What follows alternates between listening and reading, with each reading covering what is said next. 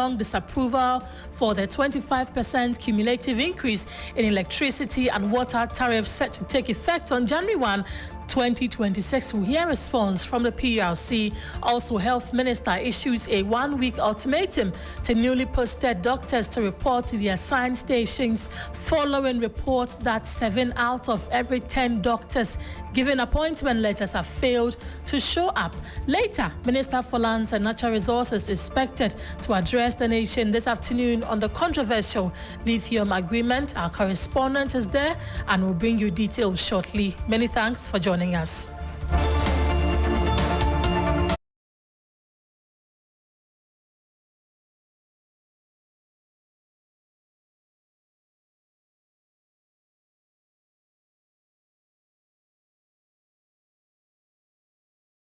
The bulletin begins right here and right now. The Public Utilities Regulatory Commission, PRC, has announced new tariff adjustment for electricity and water effective January 1, 2026, following its multi-year tariff review process covering 2026 to 2030. Electricity tariffs will rise by 9.86% across all customer categories, while water tariff will see a 15.92% increase over the first 5-year control period. The Commission said the adjustments were necessary to meet the investment requirement of utility providers, ensure industry competitiveness, and safeguard consumer interest. So here is a review by the PRC from the beginning of the year, how many times they have done review. In fact, even from last year, there were 3 reviews. The first one in May 2025, electricity went up by plus 14.5%, power 4.02%. In the July review, that is July 1, 2025, it was 2.45% for electricity, and there was no increment for water. And then in October 1st, it was also 1.14% for electricity and no increment for water. So in this year, there's been 3 reviews in May, in July, and October. All the reviews had electricity going up. Water went up by 4% just for once in the May review and didn't go up in July and in October. And then just yesterday and this morning, we're hearing that both are also going up by January 1, 2026. That's next year. Electricity is going up by 9.86%, and then water 15.92%. A lot of Ghanaians have been reacting to this new announcement by the PURC, and so we'll bring in the voice of some Ghanaians talking to us about how they feel about these tariffs. And when it comes to electricity, and when it comes to electricity and water, it is an essential thing that everybody enjoys. I think when it's going up, generally it affects everybody. It affects goods and services, whatever. People who are also producing goods and services use electricity. Who use electricity may want to add the cost to the prices of their goods, and it will bring about inflation. Government will increase it and make it available for everybody. Why not? They will increase. Then the water is not flowing. That year is not good. Light. If they will increase it, and we won't sit in darkness. Oh, why not? Some people do not pay the light and water bills. So when increased, we will all pay to help the government pay workers. When prices of goods are low, the increments will not really affect our business. Water bills, the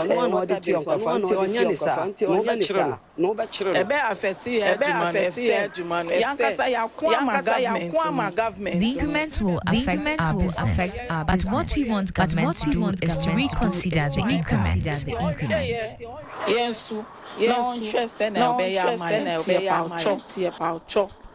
Well, you heard some Ghanaians there expressing their views on the new tariff increment announced by the Public Utility Regulatory Commission. We can now bring in the Director of Communications for the PRC, Dr. Eric Obute. Doc, thank you for talking to us this afternoon. Talk to us, how different is this review from the quarterly ones that you do? Thank you very much. But this is not a quarterly review. This is to do with a major tariff review. Okay. You know, the PURC has two tariff windows. The first is the major tariff, which normally spans a period of 3 to 5 years, and a minor tariff, which is done on a quarterly basis. Now, the major review, which we did, was in September of 2022, and it lasted for a period of 3 years. So by 2025, that had elapsed. And once it has elapsed, it means that we need to reset for another control period, another tariff control period. This time around, the commissioners have decided that it should be a 5-year period instead of a 3-year period. So the one you see now will last from 2026 to 2030 for a 5-year period. Okay. And then in between that, you would have a minor review of the tariff, just to make sure that we keep the real value of the tariff. That is why we are seeing the electricity go up by 9 and water by 15. No, electricity has gone up by 9.86% because of capital expenses and operational expenses, which we do consider in the major tariff period. The same applies to water as well, because in the major tariffs, we do consider both capital expenses.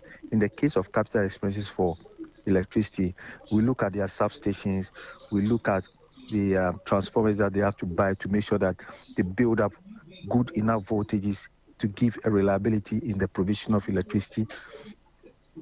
We look at their substations that they put in place. We look at the poles that they have to buy. We look at the meters. We look at cables. In the case of water, we look at chemicals, we look at the pumps, we look at the pipelines, everything. So that is to do with the capital expenses, and the operational expenses like lubricants, fuel to run the place, administrative expenses. We look at all of that when it gets to a major tariff review. In the minor tariff review, we only look at the factors which the service providers do not have control over. Basically, inflation, they don't have control over inflation. They don't have control over the exchange rate. They don't have control over the generation between hydro and thermal. In the same vein, they don't have control over the fuel cost, which basically is the weighted average cost of gas. So those are the factors that differentiate the major tariff from the minor tariff. And consumers also complain about being overburdened by these tariffs. How do you justify this 25% cumulative increment? Okay, we can justify it by looking at the quality of service that is being given to consumers as of now. You can bear me witness that the service delivery has improved significantly. I'm not saying it's the best. There's always room for improvement, but it has improved, because it never used to be the situation whereby we could have supply of power continuously. But we can see that power has been stable for a very long period of time now. We can also look at it from the point of view that the consumer is obviously having the service provider deliver on exactly why the service provider is supposed to be there. Yeah, so we can justify it from that angle that the service provision has improved considerably over the years. Okay, you see, for instance, if you take the electricity component, for instance, they are talking of an investment of about 1.6 billion cedis over the tariff period from 2026 to 2030. And these investments that they are going to make will stabilize the voltages, give us reliability of supply, give us even improve on the smart metering that they have, improve on their collection through the apps that they have, the various applications that they have for collecting money. You know, this time, people don't normally go to ECG points to pay again. It's a cashless system, so you go and pay online. So these applications also need money to keep running, because these are internet platforms which the utility service provider does not have. So they use a third party. So all of this money will be going into doing some of these investments. They'll have to buy poles, they'll have to put up buildings for, let's say, service centers, customer service centers, where people can feel relaxed if they go to pay their bills. They'll use parts to train their officers and stuff like that. So that is what the investments they are looking for will be used for. And the Commission has also actually partitioned the investments into critical investment, short-term investment, medium-term investment, and long-term investments. Critical investments are the ones which have immediately passed through, because we need those investments right now to make sure that the system keeps running. So the consumer does not pay for this. So what the Commission does is that if you don't have a project running, the Commission does not take it on board. The project must be completed, it must be seen to be delivering power, and then the Commission will take it on board in the tariff computation. But we do not take on board projects which have not been completed. Uncompleted projects are not passed through the tariffs. In the same vein, inefficiencies are not allowed through the tariffs. So there are checkpoints and there are benchmarks for each and every step of the way that we do the tariff computation. Right, Doug, before I let you go, we know you've been holding some stakeholder consultations. How has this affected the tariff adjustment? Did the stakeholders tell you that they agreed to any increments by the PRC? To a very large extent, yes, and more so in the case of water, because people feel, they look at the devastation of the water bodies and what will be involved if Ghana Water has to actually purify the water and pump into their homes. To a very large extent, people were looking at an upward adjustment of the tariff, but not beyond a certain limit that will overburden them. So yes, to a very large extent, people approved of the tariff adjustments. We should be looking at improved service of quality from the service providers, and from the end of the PURC, we should look at intensive monitoring of the service providers to deliver on the investments that have been given to them. We have been speaking with Dr. Eric Obute, who is Director of Communications for the Public Utility Regulatory Commissions, on the new tariff increment announced by the Commission. So what is it? Is that effective January 1, 2026, electricity tariffs will rise by 9.86% across all customer categories, while water tariffs will see a 15.92% also over the first 5-year control period. This is the Midday News on 3FM 92.7. We are back after this break. Stay with us. Hello, Ghana. 92.7 3FM. 92.7 3FM. 92.7 3FM. 92.7 3FM. 92.7. This December, give your kids what they really want. Your time, your full attention. Cerelac in partnership with 3FM presents Family Fun Day. #FamilyLac 2025. A full-day adventure packed with games, family competitions, live performances. Happening Friday, 5th December at Good Park from 9 a.m. To register your family for free, dial *928*12*11# for vendor booking. Back. This is the Media News on 3FM 92.7. My name is Grace Hammoah-Agyeman. Let's talk some health stories now. Member of Parliament for Lambushie and Health Committee member Professor Titus Bayo has criticized Zipline for drifting from its core mandate of emergency medical deliveries, arguing that routine non-critical supplies can be handled by Ghana's existing supply chain. He's calling for Zipline's funding to be redirected towards strengthening districts' blood banks. The first thing is that we need to strengthen our own supply chain mechanisms. Zipline doesn't cover all of Ghana. The places it doesn't cover, it doesn't mean people are dying because it's not there. So we have a cold chain mechanism of transporting anti-snake venom to various facilities, and they are stored. And when they are needed, they are requested for and used. So it's not as though without it, these things cannot happen. There are exceptional situations where you may just go beyond your normal. Let's say there is a mass casualty and there's so much need for so much blood that is not anticipated. Under those circumstances, sometimes the military, they'll call army volunteers to come and donate, they'll call other people to come and donate. Such situations, okay.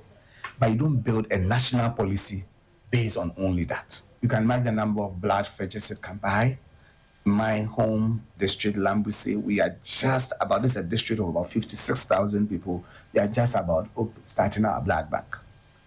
We needed a blood fridge, we needed to do a few things, and now we've been able to get all of this. And there are districts that do not still have the capacity to transfuse blood.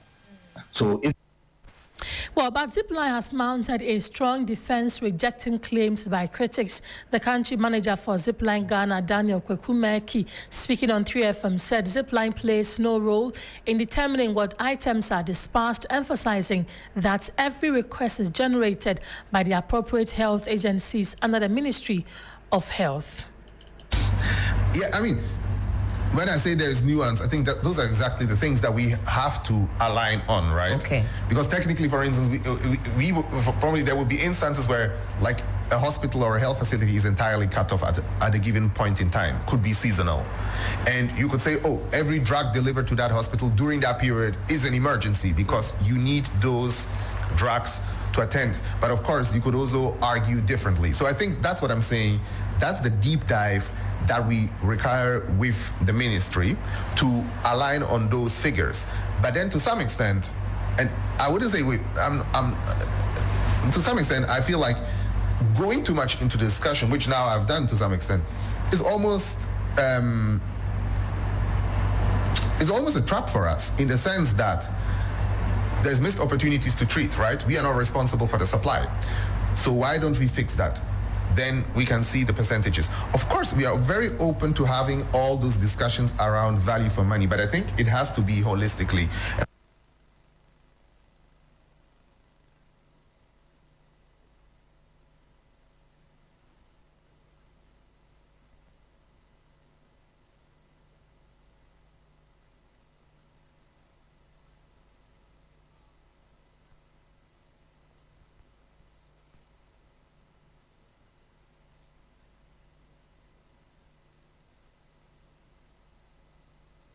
Administrators Association of Ghana, TUTAG, has declared an indefinite nationwide strike beginning today, Wednesday, December 3, 2025. The association accuses government of breaching an agreement on the payment of a one-time research allowance that has been outstanding for 17 months. TUSAG says the strike follows the government's failure to honor a July 2024 agreement to pay the negotiated allowance, with senior administrators rely on for their research and career progression. The industrial action means administrative services in all 10 technical universities will be withdrawn, affecting admissions, examinations, finance, and human resource operations. Institutions expected to be hit include Accra, Kumasi, Takoradi, Sunyani, Koforidua, Tamale, Ho, Bogatanga, Wa, and Cape Coast Technical Universities. According to the association, several appeals and letters to the Ghana Tertiary Education Committee and the Fair Wages and Salaries Commission have not produced any results. Let me run you through their key demands: immediate payment of the one-time research allowance owed for 17 months, full implementation of the July 10 agreement on research and public support, engagement with government, specifically the Ministry of Education, GTech, and Fair Wages to ensure timely payment of future allowances, and also respect for the role of senior administrators and assurance that negotiated entitlement will not be delayed again. Now, a troubling trend in Ghana's healthcare system is once again making headlines. Despite repeated efforts to address it, the situation appears to be worsening. 7 out of every 10 medical officers recently posted across the country have failed to report to the assigned stations. Out of 463 newly deployed doctors, 305 have not shown up. The problem is more severe in the Northern Belt. In the Northern region, Upper East and Upper West, not a single medical officer has reported for duty. This comes at a time when Ghana is already grappling with a long-standing imbalance in the distribution of health professionals. Health experts warn that the disparities are deepening, raising urgent concerns about service delivery, equitable access to health care, and the overall stability of the country's health system. Let's listen to Health Minister Kwabena Mintah Akando. Posting of new medical officers across the country as at Friday, that is last Friday, is not encouraging. We will give them additional 1 week to appeal to them to report to their various facilities where they have been posted, after which we will do what we call validation, whilst we are also engaging the stakeholders in their respective districts, regional ministers, members of parliament, DCs, chiefs, to facilitate their stay in their district to be able to give up their best. We have started that myself, engaging them. And so government will also look at how we can incentivize them to give up their best in these districts where they have been posted. Health Minister Kwabena Minta Kando there. Let us bring in the Ghana Medical Association. Dr. Richard Salome is General Secretary of the GMA. Doc, thank you for making time to talk to us. This is indeed a trend that has been there for years. Is the GMA surprised by the recent data? Good afternoon to you, Grace, and good afternoon to your listeners. The trend you have described has been with us for a long time. And as you note, there are multiple factors that have gone with this. The association itself has not sat down and looked on, has been very proactive when this matter is concerned. And in fact, it was one of the key things we discussed about 4 years ago in Bolga during our annual general conference. Right. And indeed, as a result, attracted quite a lot of doctors to the Upper East region of the country. I must say that the association has noted multiple issues that are being discussed on this matter. One, the data which is being referred to is specific to Ghana Health Service. And we have seen that it's also an ongoing story. And so when we speak to it, we must be careful to put it in perspective, because the doctors were posted only 2 weeks or so ago and had been waiting for 1 year on average, and some even waiting for 1.5 years, waiting to work for government. And we're sitting at home. And so some had to work, find ways to survive while they were waiting. Some have gone to school and others. So it takes some bit of small time for them to disengage, report to these facilities. And we are aware that many have subsequently reported facilities or regions to be posted. Let's remember also that the recruitment processes also are different for the various agencies under the ministry. So Chad, for example, which historically has had a relatively better conditions and incentive packages, which is run by the Christian Health Association of Ghana, many more of the doctors are reporting compared to the Ghana Health Service, where they are posted or allocated to a region. They report to the region, and the region now posts them to specific facilities based on needs, what they have available on the ground. We also know that there are also concerns with certain aspects. So, for example, if you are posted, Grace, to Boku to go and work there, you definitely have concerns about the security issues over there, and will require some assurances given you before you proceed and report. Some places the doctors have called only to be told that they don't have accommodation ready yet, they should hold. Some also don't have theaters ready, and then some of the doctors are worried about their skills going forward and how soon some of these will be addressed. And so that is why we urge dialogue. Dialogue in the sense that if we engage and let them know what we are doing, what incentive packages, like the minister has mentioned, are being put in place, it will encourage our members to be able to move as quickly to these places, and also us as an association who then hold government accountable to some of these promises that have been mentioned. Indeed, earlier in this year, for almost 9 months now, the minister and various other senior actors in the ministry have talked about implementing a 20% rural allowance. So, Dr. Salome, that is to say that these are, on top of their ask. Dr. Salome, this is to say that these are what you're looking forward to ensure that these doctors will go. In wrapping up for me, what do you think we should be doing so that we see the numbers come now, we see the doctors at Let the me post? tell you, we have gone ahead last year and about 3 years ago to help OT region to get more doctors. What did we do? We worked with the districts and the chiefs and the MPs to provide accommodation. We assigned mentors to the doctors so that when they're in trouble, they can call them. Some of the chiefs had allocated land. And the association, working with actors, paid some simple, small allowances to them and assured them early release to go and do their specialties so that they are not stuck there forever.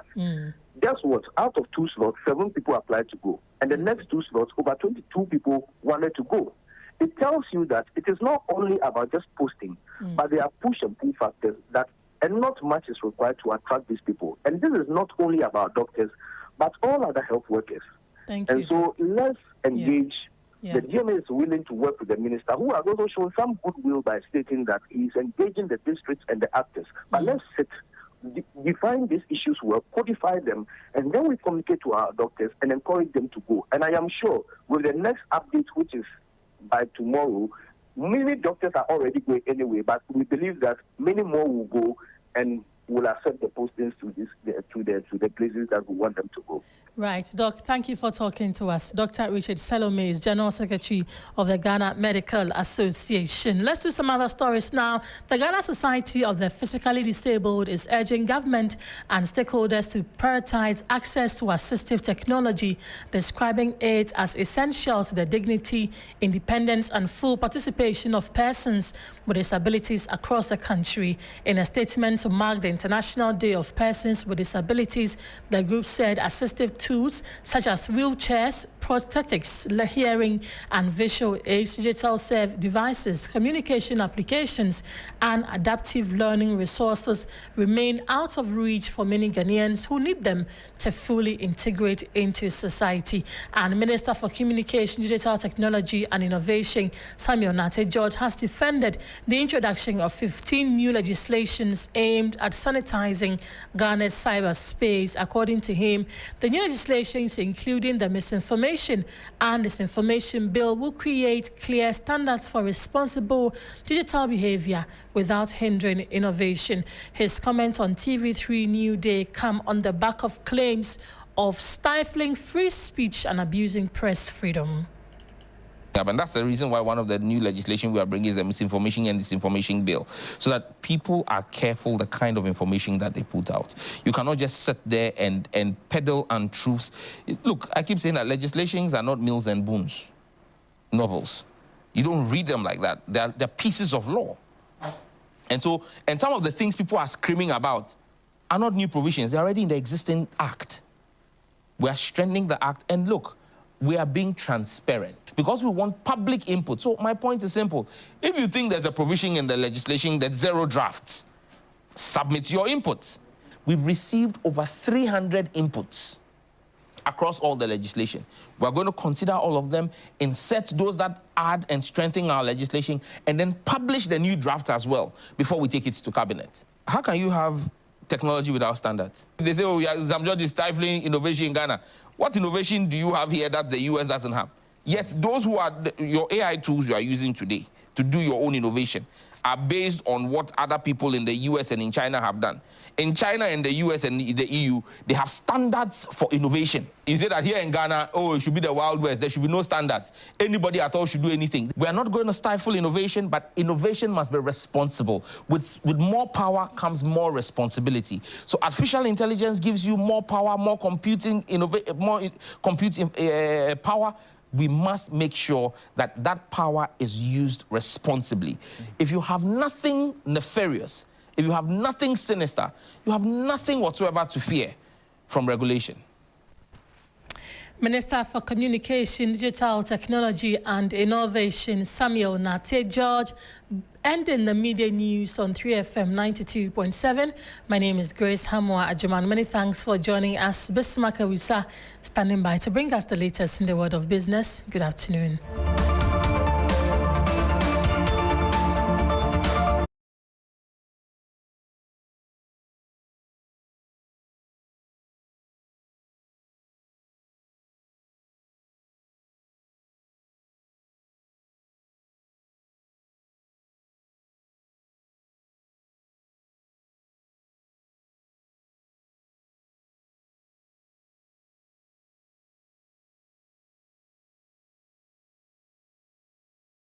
3 FM. 92.7 3 FM. 92.7 3 FM. 92.7 3 FM. 92.7 3 FM. 92.7 3 FM. Afternoon and welcome to Business Daily on 3FM 92.7 with me, Bismarck Ausa. Coming up, Ghana's inflation falls for the 11th straight month, dropping to 6.3% in November as both food and non-food prices ease across the country.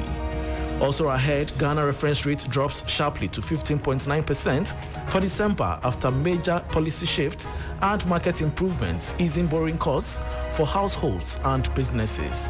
And policy think tank Imani Africa warns government's move to cut mining lease duration from 20 to 15 years could threaten Ghana's long-term clean energy transition and undermine critical renewable investment plans.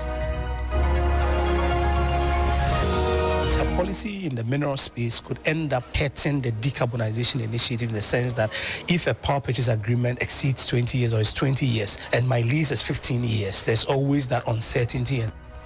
We'll bring you details of our headlines and other short stories shortly. Please stay.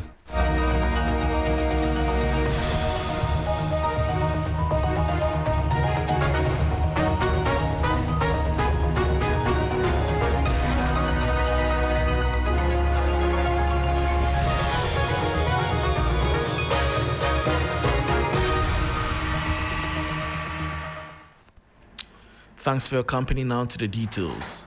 Ghana's inflation rate has dropped for the 11th consecutive month, easing to 6.3% in November 2025 from 8% in October, according to the Ghana Statistical Service Consumer Price Index report released today. The government statistician, Dr. Al-Hassan Idrisu, who presented the data in Accra, said the decline was driven largely by reductions in both food and non-food inflation. Overall, prices went up by 0.9% between October and November 2025. Food inflation fell sharply to 6.6%, down from 9.5% in October. Non-food inflation, on the other hand, also dropped to 6.1% from 6.9%, while inflation in the services sector eased to 3.8% from 4.6%. We'll be following this and bring you details in our subsequent bulletins. Moving on, Ghana's benchmark leading reference rate. The Ghana reference rate has recorded one of its steepest declines this year, falling by 200 basis points to 15.9% for December 2025. The drop, driven by improvements in key indicators such as the monetary policy rate and treasury bill yields, is expected to lower the cost of borrowing and offer some relief to businesses facing tight conditions. There is more in the following 3 Business News Desk report. The Ghana reference rate has fallen sharply for December, signaling a potential easing of borrowing costs across the economy. Data from the Ghana Association of Banks shows the benchmark rate has dropped from 17.93% in November to 15.9%, a 200 basis point decline, its biggest monthly fall in recent months.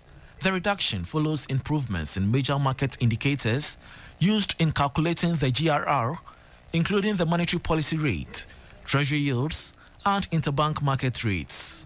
Commercial banks say the 350 basis point cut in the policy rate to 18%, along with a marginal drop in treasury bill rates, had the most significant influence. The decline is expected to push banks to reprice new loans downward, meaning credit contracted in December should attract lower interest charges than in previous months.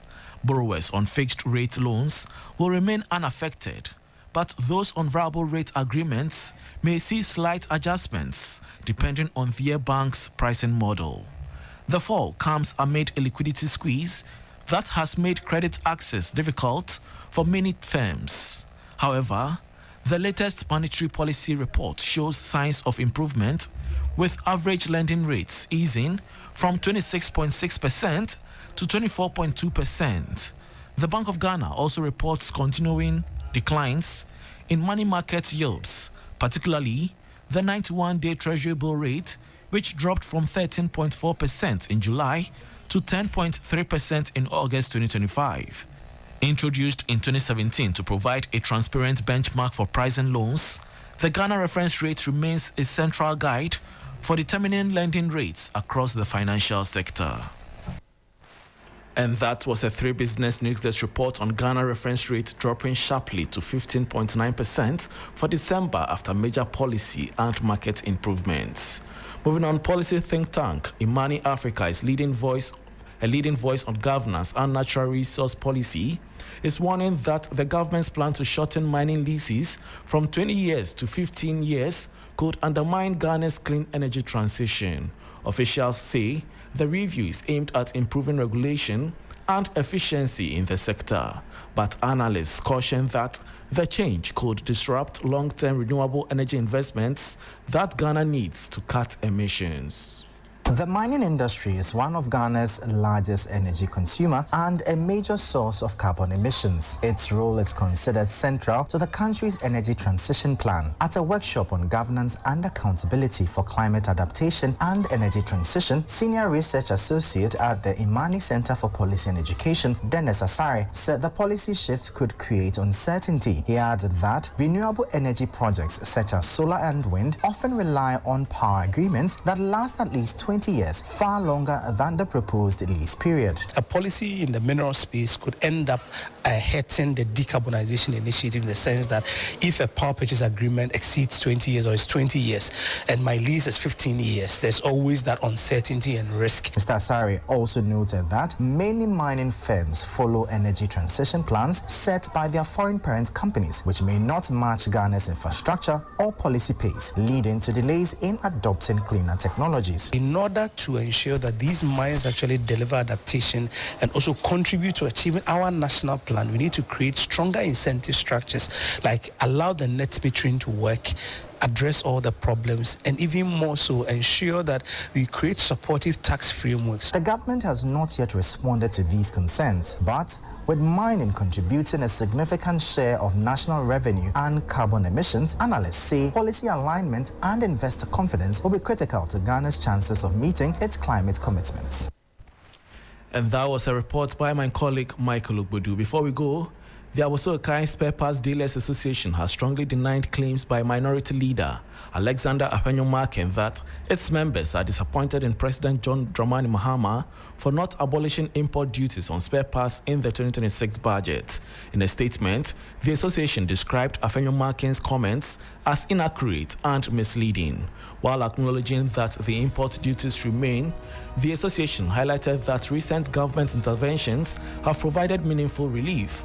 These measures include the appreciation of the cedi, removal of COVID-19 taxes, abolition of the decoupled NHIL and GET fund levies, and an increase in the VAT threshold to 750,000 cedis.